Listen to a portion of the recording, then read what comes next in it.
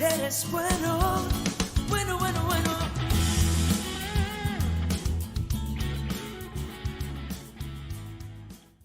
Le invito a abrir sus Biblias en el Evangelio según San Marcos.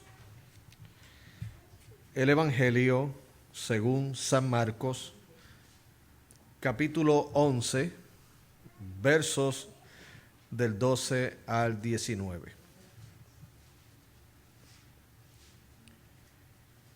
El Evangelio según San Marcos, capítulo 11, versículos del 12 al 19. Y en esta tarde hemos titulado a este mensaje Reforma Espiritual. Reforma Espiritual.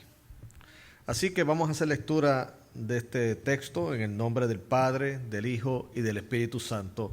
Marcos capítulo 11, versos del 12 al 19. Dice así: al día siguiente, cuando salieron de Betania, tuvo hambre. Y viendo de lejos una higuera que tenía hojas, fue a ver si tal vez hallaba en ella algo. Pero cuando llegó a ella, nada halló sino hojas, pues no era tiempo de higos. Entonces Jesús dijo a la higuera: nunca jamás coma nadie fruto de ti. Y lo oyeron sus discípulos. Verso 15. Vinieron pues a Jerusalén, y entrando Jesús en el templo, comenzó a echar fuera a los que vendían y compraban en el templo, y volcó las mesas de los cambistas y las sillas de los que vendían palomas. Y no consentía que nadie atravesase el templo llevando utensilio alguno. Y les enseñaba diciendo: ¿no está escrito, mi casa será llamada casa de oración para todas las naciones? Mas vosotros la habéis hecho cueva de ladrones. Y lo oyeron los escribas y los principales sacerdotes, y buscaban cómo matarle, porque le tenían miedo, por cuanto todo el pueblo estaba admirado de su doctrina. Pero al llegar la noche, Jesús salió de la ciudad. Pueden sentarse, mis amados hermanos. Una reforma espiritual. La palabra reforma, ¿verdad?, por lo regular en nuestro contexto evangélico, pues lo correlacionamos con aquel magno evento hace más de 500 años de la Reforma por Martín Lutero. En ese sentido, pues la Reforma vino a ser lo que se llama una reforma magisterial. O sea, magisterial se refiere a que Lutero fue en rescate de las enseñanzas bíblicas que habían sido descuidadas por la Iglesia Católica Romana en ese entonces, y por lo tanto pues quiso llevar lo que es el Evangelio, el mensaje puro, según lo expresan las epístolas del apóstol Pablo. Pero fue lo que se conoce, repito, una reforma magisterial, o sea, tiene que ver con la enseñanza. Y ciertamente, pues todos estos siglos posteriores, nuestras iglesias evangélicas han heredado y han gozado de tener una doctrina tan hermosa como lo es, en este caso, nuestra herencia protestante. Pero, por otro lado, las reformas no solamente se limitan al aspecto teológico, al aspecto doctrinal. También se tiene que ver con lo que es una reforma en cuanto a nuestra actitud delante de Dios. Porque ciertamente Dios ama su palabra, y ciertamente tenemos una gran cantidad de exhortaciones de la parte del apóstol Pablo a que podamos trazar la escritura de manera correcta. O sea, que podamos enseñar correctamente la palabra del Señor.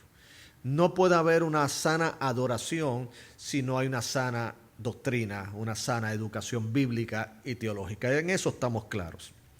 Pero por lo regular tenemos que entender algo. Una buena doctrina tiene que conducir a una buena práctica. Si los conocimientos que podamos tener, las tradiciones que hemos heredado, comienzan a tomar el lugar de lo que es nuestra relación con Dios, entonces aún eso se puede convertir en un problema para nuestra relación con Él.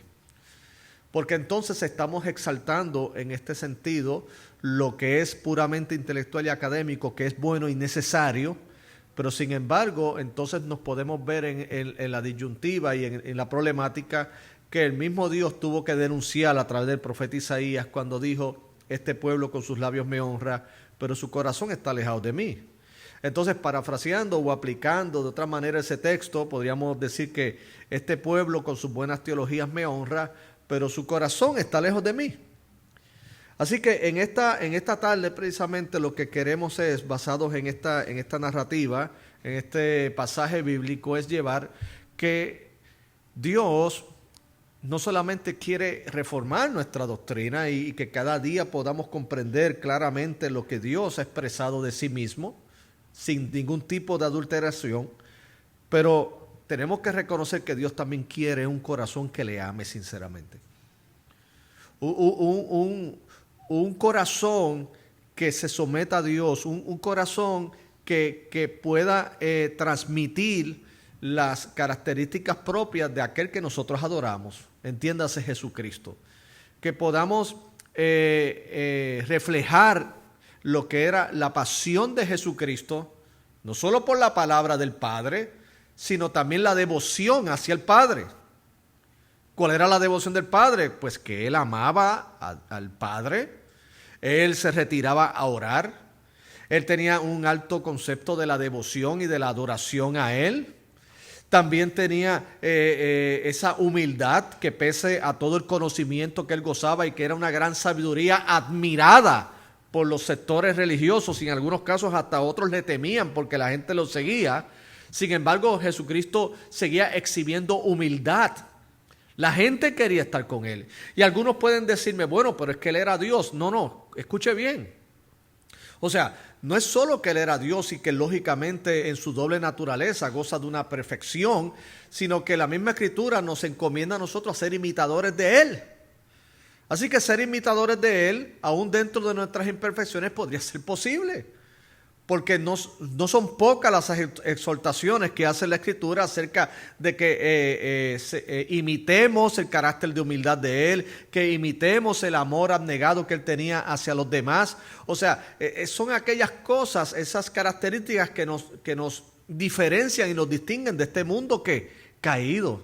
Y sobre todas las cosas, que lo que hagamos en términos de nuestra adoración a Dios, en cuanto a nuestro servicio a Dios, no sea basado en una tradición, que no sea simplemente basado en una rutina, que no sea simplemente basado en una herencia religiosa, sino que todo lo hagamos legítimamente de corazón como para el Señor.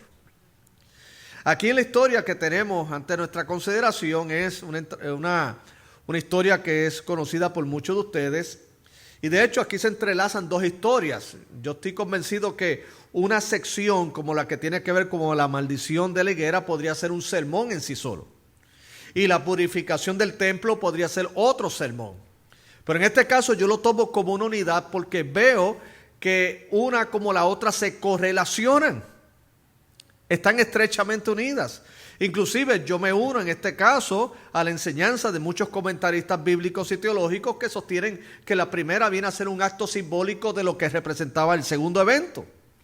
O sea, en el primer evento, pues según nos los narra aquí Marcos capítulo 12, que también está registrado en Mateo, en el Evangelio de Mateo capítulo 21, dice aquí en el verso 12 que Jesucristo, pues como hombre, sintió hambre.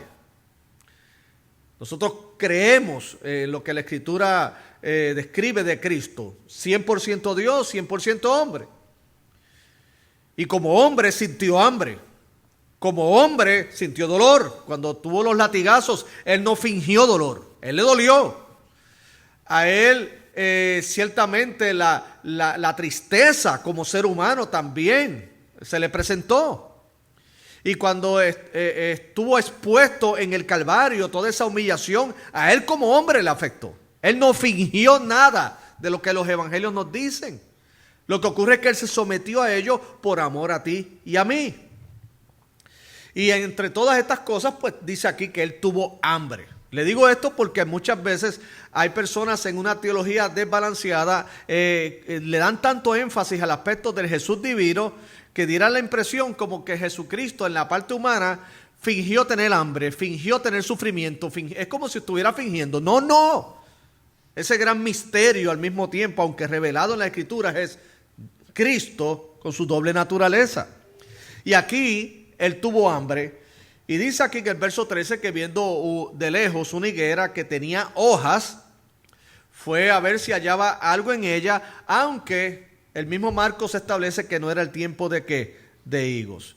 Y usted dirá, ¿cómo entonces Jesucristo pretendía o tenía la expectativa de encontrar higos que le pudiera satisfacer su hambre si no era tiempo de higos? Bueno, y es que aquellos que conocen y de lo que investigamos acerca de este asunto, es que primeramente la presencia de hojas podía ser un gran indicativo de que hubiera frutos.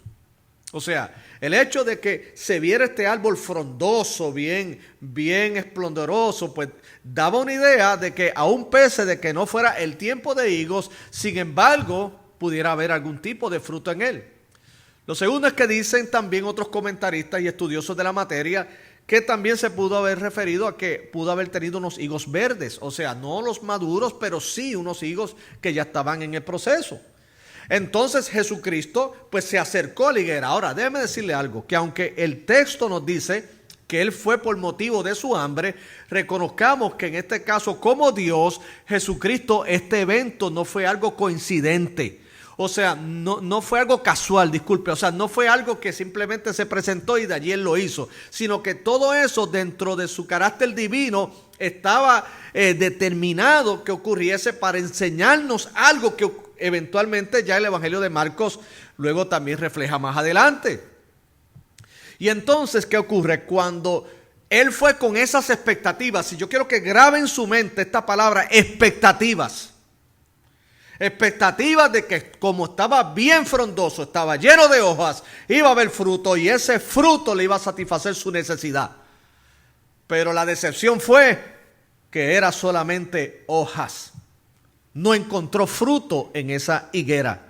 Entonces él procedió a maldecir la higuera. Es interesante que entre los milagros que Jesucristo llevó a cabo, este se destaca porque en lugar de hacer un milagro que en este caso, si la higuera no tuvo fruto, entonces uno hubiera podido pensar basado en otros milagros de Jesús. Pues entonces Jesús toma la higuera y entonces hace el milagro de que tenga fruto y pueda proveer para su necesidad o para los que vinieran detrás de él. Pero en este caso él no hizo eso, lo que hizo fue que la maldijo y se secó. La maldijo. Entonces te hace pensar, bueno, ¿cuál es la enseñanza de todo esto? Y creo que la enseñanza, pues lógicamente viene en los versos posteriores, en los versos de 15 al 19. Porque posterior a este evento, de acuerdo a Marcos, entonces Jesús llega a Jerusalén y entonces entró al templo. Al templo, el lugar de los sacrificios, el templo, el lugar muy importante dentro de la tradición judía en cuanto a su adoración a Dios. Y cuando llegó a ese templo, entonces, ¿qué fue lo que se encontró? Porque miren, yo quiero de nuevo, escuche bien, la palabra expectativa para mí sigue siendo una palabra clave en la exposición de este mensaje. Porque cuando fue hacia la higuera, él tuvo la expectativa por causa de sus hojas y de lo frondoso que se veía, que iba a haber fruto y no encontró nada. Y aquí luego, ya en el versículo 15, él entra a Jerusalén. Él entra al templo y lo que se supone que se encuentra en un templo, no lo encontró tampoco. Al contrario, lo que encontró es lo que no debía pasar en un templo. Porque ¿qué se encontró ahí? Dice, comenzó a echar fuera a los que vendían y compraban en el templo y volcó las mesas de los cambistas y las sillas de los que vendían palomas y no consentía que nadie atravesase el templo llevando utensilio alguno. O sea, lo que él se supone que cuando entrara al templo encontrase, no fue lo que se encontró. Lo que encontró fue toda una mercadería, un negocio. Ahora, quiero aclarar algo, mis queridos hermanos. Si es que usted dirá, bueno, los que vendían allí en el templo, pues no eran cosas ilegales. No era nada ilegal. Puesto que el templo era visitado por muchos de los que estaban fuera de Jerusalén. Y cuando ellos llegaban allí, pues entonces se le facilitaba, en este caso, lo que era la compra de los animales del sacrificio. Entonces, pues, ellos, pues, para facilitarle ese asunto, pues, en lugar de ir caminando de donde ellos venían hacia el templo con esos animales, pues, ahí se les facilitaba y se los vendían. Claro, eran con unos precios para sacar ganancia, pero se los vendían. si nos vamos a analizarlo desde el punto del plano humano, pues no era nada ilegal. Por otro lado, también estaban los cambistas y eran los que se encargaban de cambiar la moneda. Venían de otros lugares y hacían el cambio de moneda y también tenían su ganancia que era bastante buena. Entonces ellos necesitaban ese cambio de moneda para adquirir los animales de sacrificio.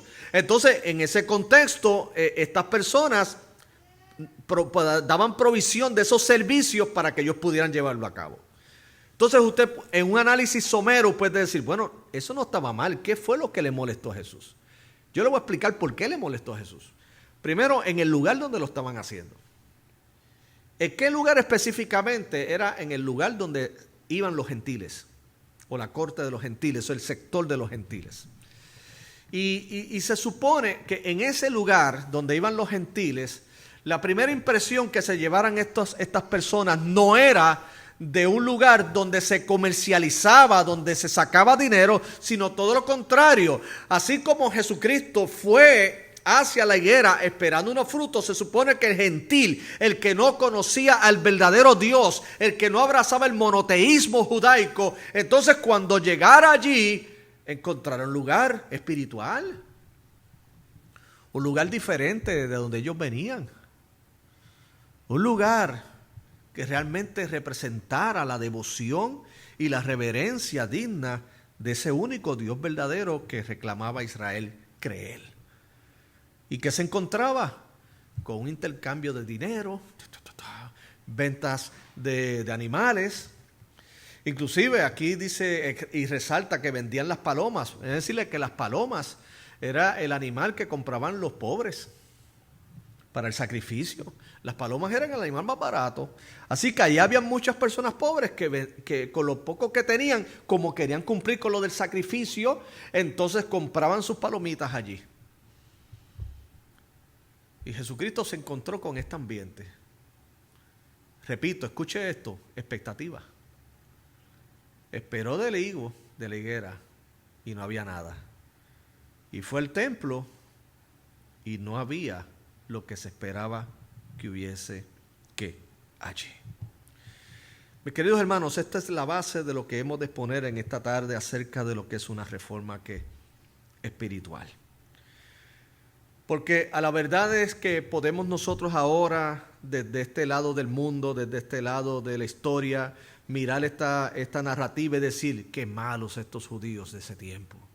Qué corruptos llegaron a ser, que tanto que Jesucristo inclusive se airó y volcó las mesas. Óigame, qué personas. Y comenzar nosotros a hacer un análisis de la maldad de ellos. Pero déjeme decirle que ciertamente sí. Hubo una maldad allí, hubo unos actos que no eran de acuerdo a lo que el Señor esperaba de los que estaban en el templo. Pero déjenme decirles, mis queridos hermanos, eso ocurre hoy también. De otras maneras, pero en el mismo sentido espiritual. O sea, ¿cómo Jesucristo hoy, si entrara a nuestros templos, a nuestras facilidades de iglesia y asistiera a nuestros servicios, cómo reaccionaría?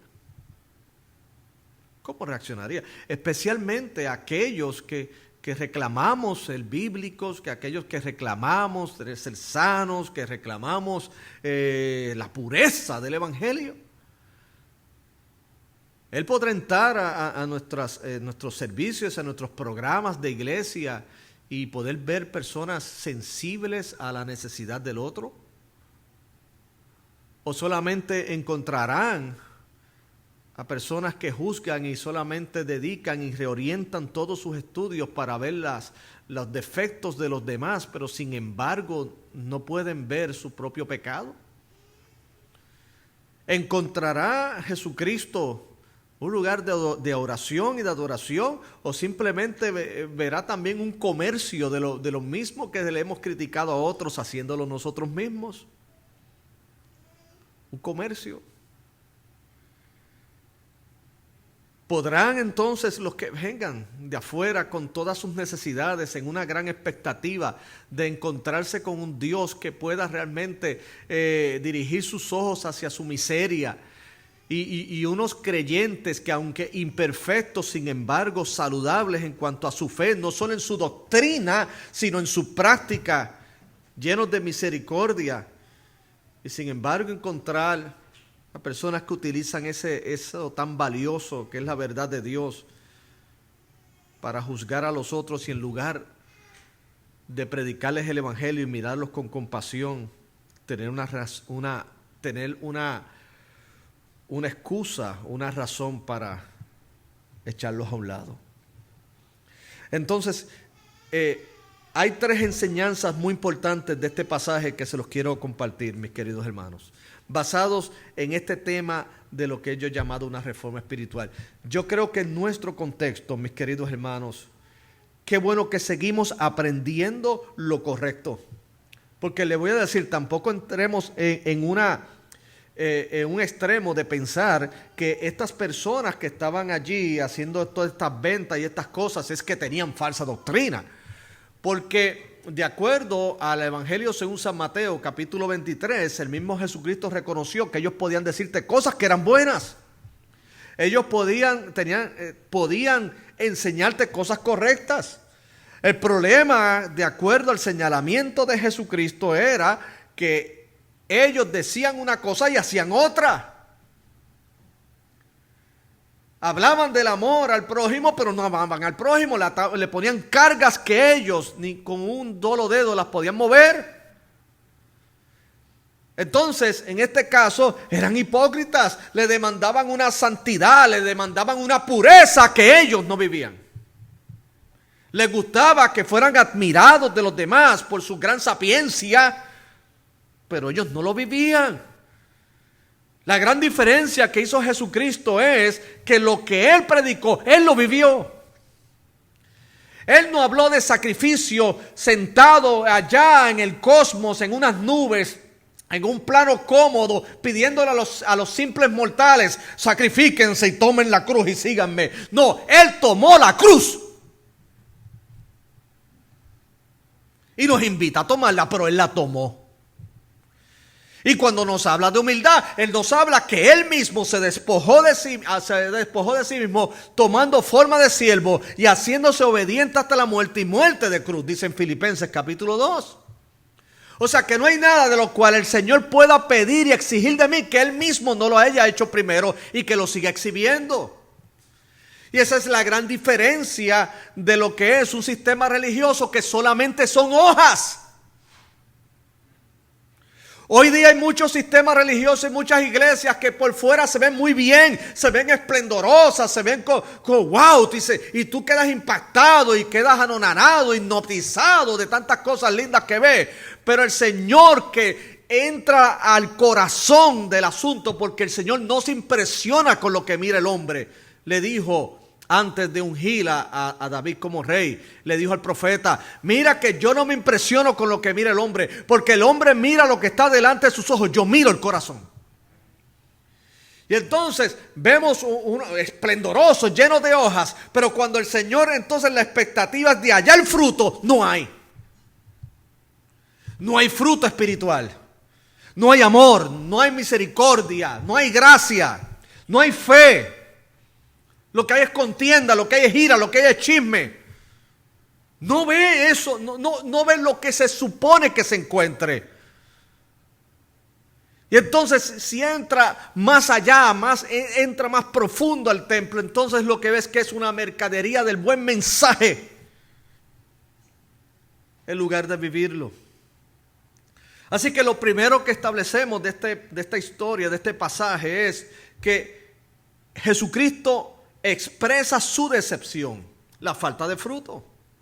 O sea, cuando lo remontamos al versículo 12 al 14 con la higuera, Él expresó su decepción. Y déjeme decirle que en términos de los estudios teológicos, muchos teólogos coinciden en la representación de la higuera con el pueblo de Israel. Yo sé que aquellos que son de corte mesiánico van a decir: no, la higuera no representa a Israel, o aquellos que son de otro tipo de corte teológico. Pero yo obedezco a la teología y a las conclusiones de que la higuera representa a Israel.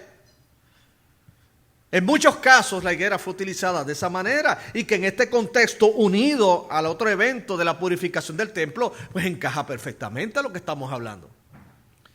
Entonces representaba a un Israel que estaba muy orgulloso de su herencia, muy orgulloso de sus tradiciones, muy orgulloso de lo que ellos eran como el pueblo escogido de Dios, el pueblo del pacto, pero no tenían fruto. Qué horrible. Porque se supone que si yo te veo tan clamoroso, pues lo que tú debe ir a la altura de lo que tú representas. Y él expresó su decepción, falta de fruto. Imagínense, Jesucristo fue a la expectativa de refrescarse con un higo. Vamos a ponerlo desde el punto de vista humano. Él fue con la expectativa de nutrirse. Él dijo, wow, vamos a ponerlo del plano humano. Jesucristo, hombre, ahí diciendo, ay, Dios mío, tengo hambre.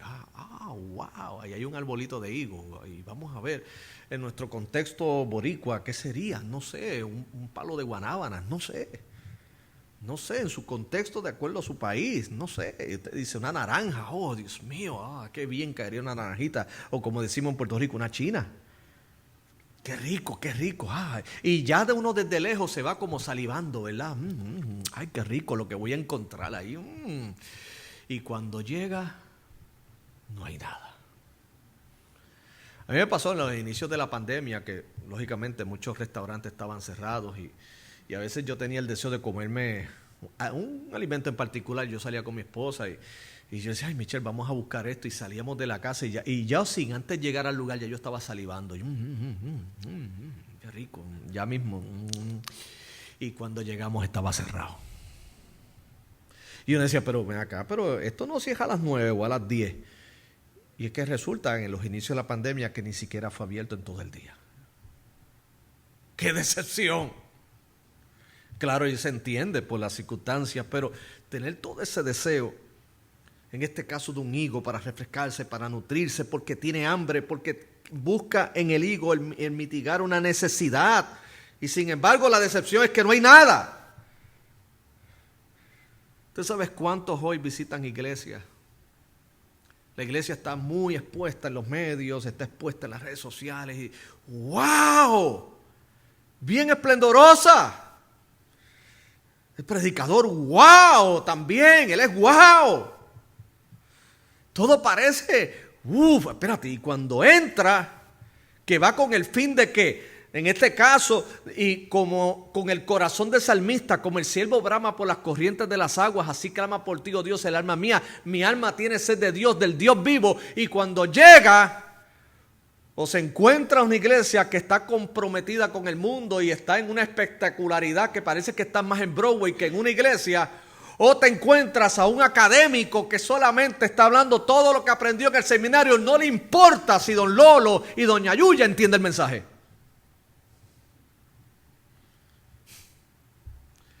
Porque para el primero lo que quiere es el negocio del entretenimiento. Para el segundo, que lo vean como un hombre sabio y teológico y con voz así número 3. Y claro, él se baja de los escalones del púlpito muy complacido, porque para él logró lo que él quería hacer. No, si lo que Dios quería hacer a través de él. Porque doña Lola y don Yuyo, que representan a la persona promedio que tiene hambre de Dios y lo que quiere es buscar de Dios. Él no está buscando nombres, él no está buscando celebridades cristianas, él no está buscando nombres de iglesias ni denominaciones, él está buscando a Dios.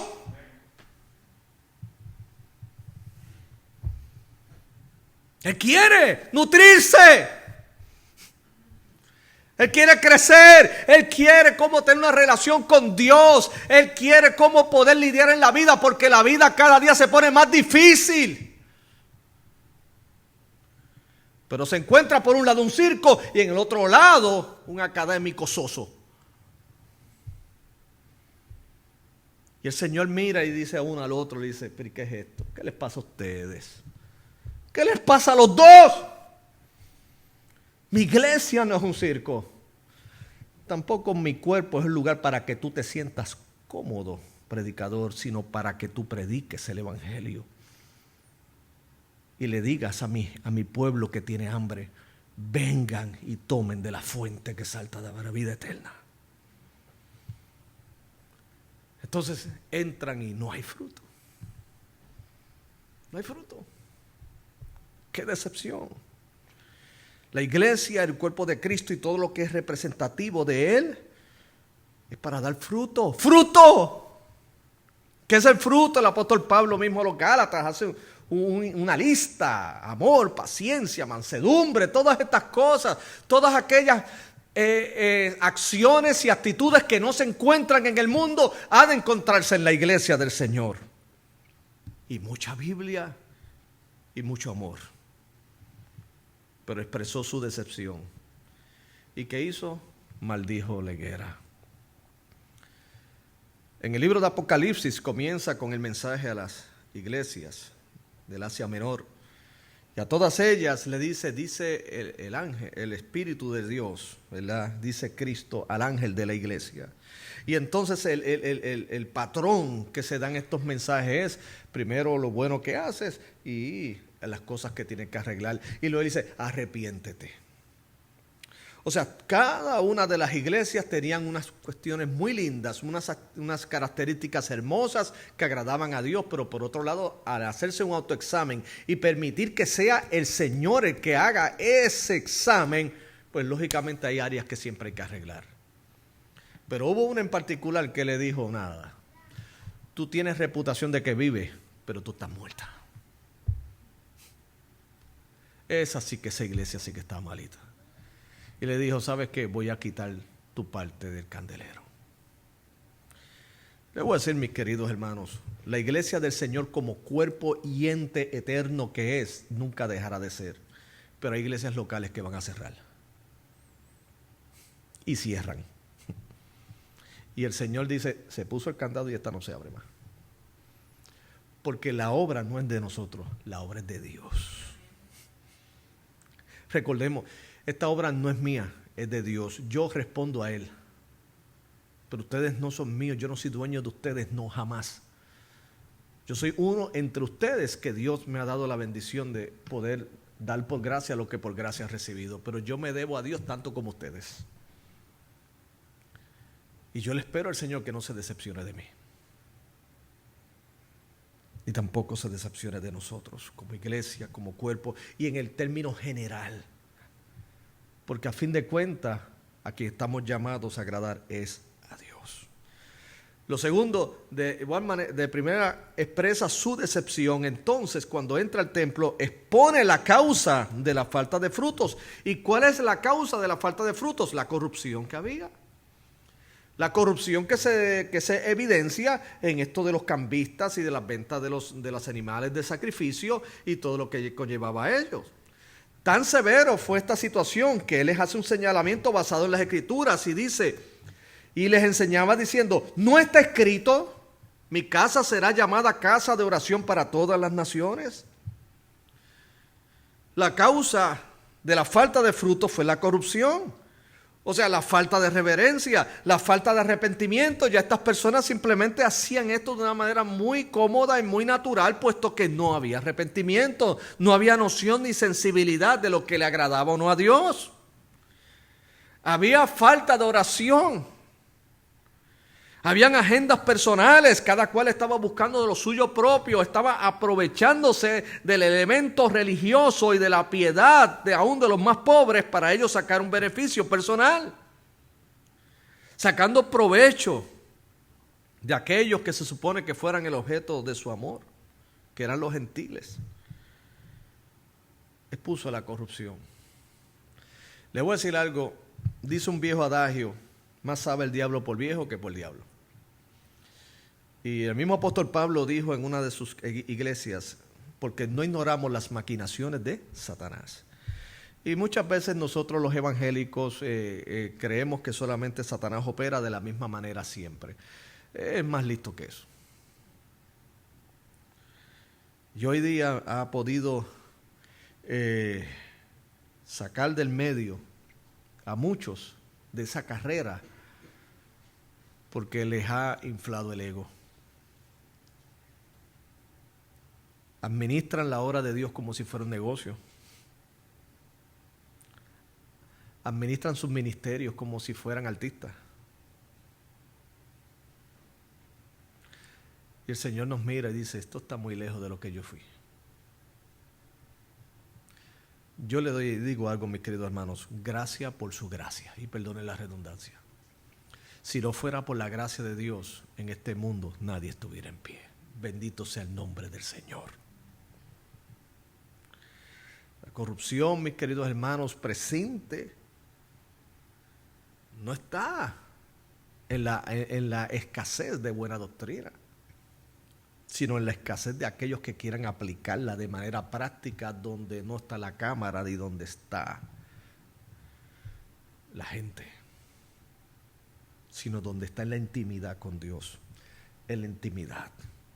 Porque mi Padre que te ve en lo secreto, Él es el que te va a recompensar en público. Hay que volver a eso, hay que reformarse. Reformar es volver a tomar la forma, hay que cambiar, hay que volver no solamente a lo que es bueno y bíblico y todo eso, sí, pero a las actitudes y a poder, inclusive mis queridos hermanos, el poder sentarnos en el piso a comer juntos si hay que comer en el piso. Porque hoy algún día, si no es en hoteles de 5 estrellas, no lo hacen. Hay que volver a eso. Hay que volver a la sencillez del Evangelio en todo el sentido de la palabra. Al Jesús que no tenía problema en sentarse en un lugar al aire libre y dar su mejor sermón. El sermón del monte lo hizo al aire libre. Los predicadores de hoy reservan su mejor sermón para las conferencias, donde pueden ser vistos y aplaudidos. Jesucristo daba sus mejores sermones y sus mejores exposiciones a una mujer que estaba ahí al lado de un pozo y a un religioso confundido en una noche llamado Nicodemo. Atendió a un Felipe y a un Natanael y le dijo, ¿sabes qué? Y hasta cosas más grandes que yo he hecho ustedes podrán hacer. Allí en esos encuentros casuales para el hombre, pero determinados por Dios, se daban los grandes sermones que están en los evangelios. A esas iglesias tan poderosas como la de Roma, como que se le dirigió la epístola a los romanos, posiblemente hay algunos viéndolo desde el punto de vista de la iglesia de hoy, puede pensar a lo mejor, no, la iglesia de Roma debe haber sido el estadio donde, el Coliseo romano, donde hacían ahí ellos lo alquilaban y ahí están miles de cristianos. No, esas eran iglesias en casa, muy tranquilo, sencillo. ¿Qué le quiero decir? Que lo mejor lo dejaban siempre para la gloria de nuestro Dios. Sea con 2 asistentes, con 2,000.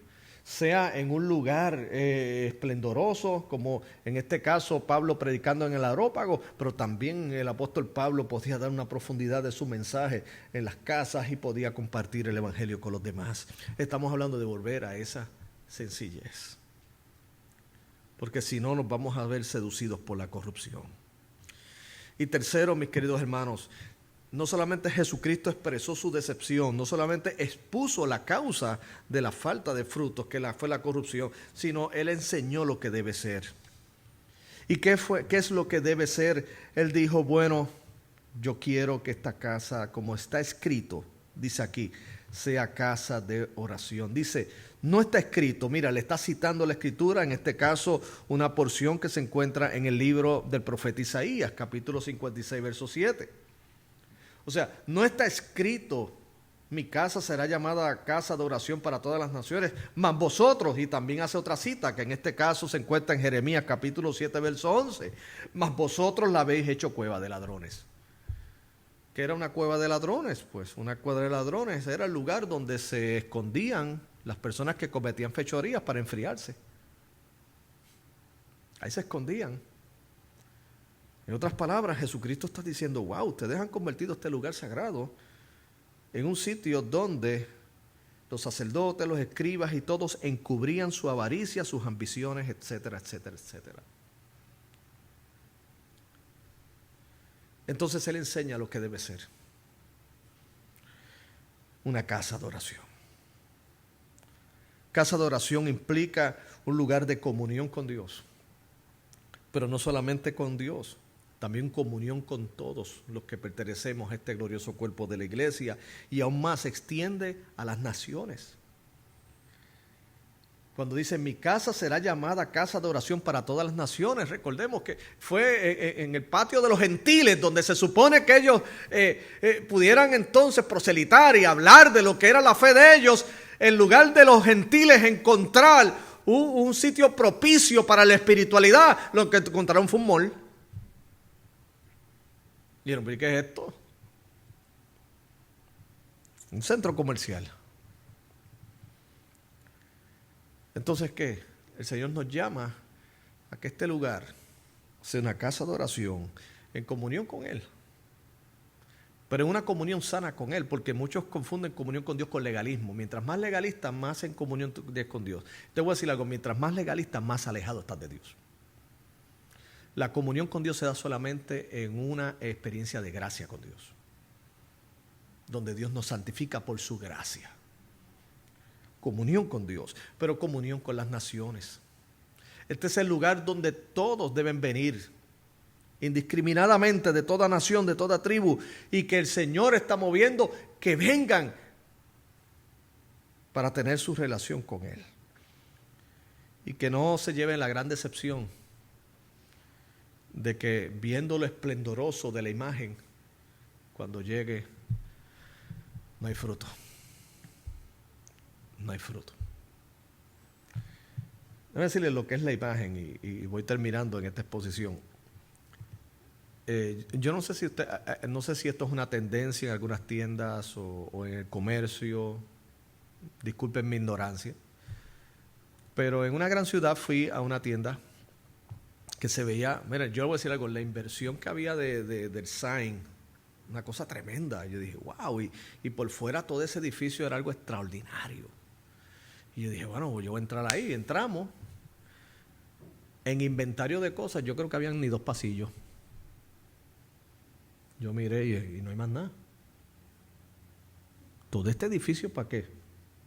4 zapatos y 2 camisas. ¿Sabe Dios cuánto costaban esas, verdad? Porque si con cuatro pares de zapatos tú podías vender. Y yo decía, Dios, pero... O sea, habían más espacios abiertos que cosas que consumir, que artículos. Y yo decía, Dios, wow. Y de tanta cosa por fuera y por dentro no hay nada. Y me fui porque me asusté. Y dije, si no hay nada, quiere decir que esa camisa debe costar un ojo mío y el otro también.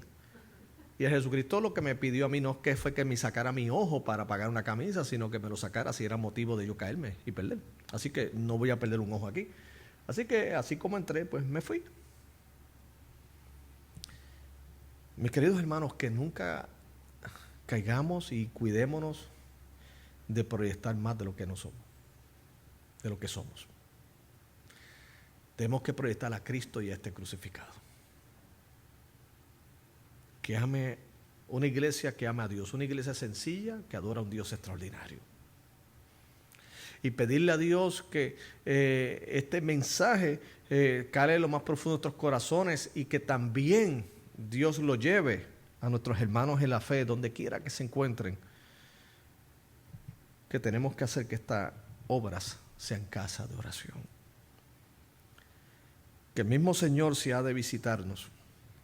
Ciertamente el Señor nunca va a tener una expectativa de perfección.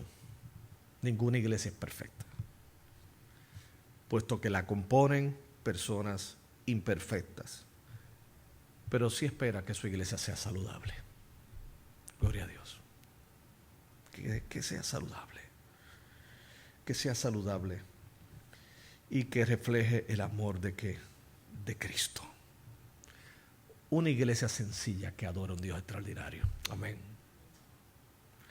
Que podamos reflejar el amor de Dios en nuestra naturalidad y espontaneidad legítima delante del Señor. Y que nunca perdamos el enfoque. Si Dios nos ha de permitir que esta iglesia crezca en número, gloria a Dios, pero no sea a costa de perder la sencillez de lo que transmite el Evangelio de Cristo. Que no sea a costa de perder nuestra identidad. Queremos que el mundo venga a Cristo. Amén. El mundo está cansado, ¿lo sabía?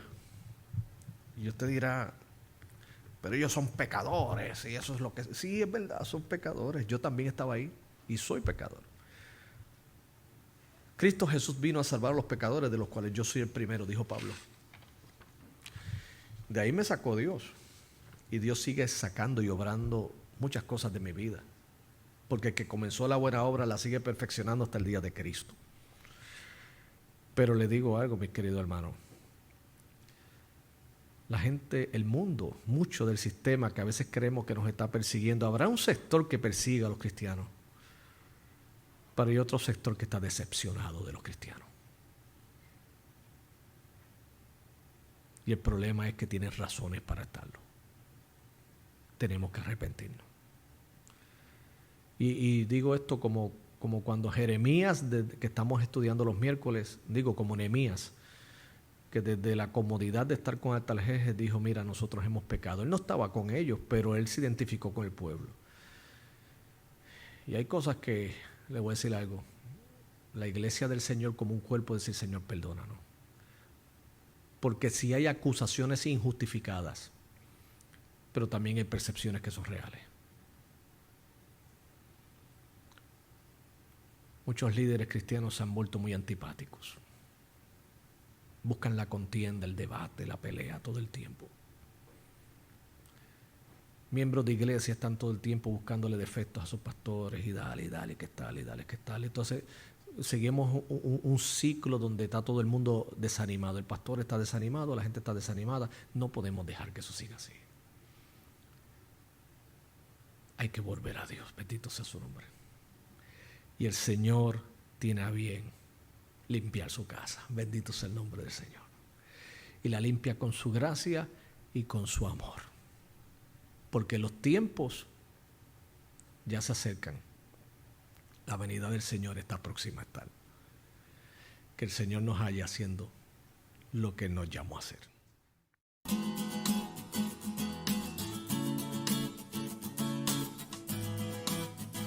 Eres bueno.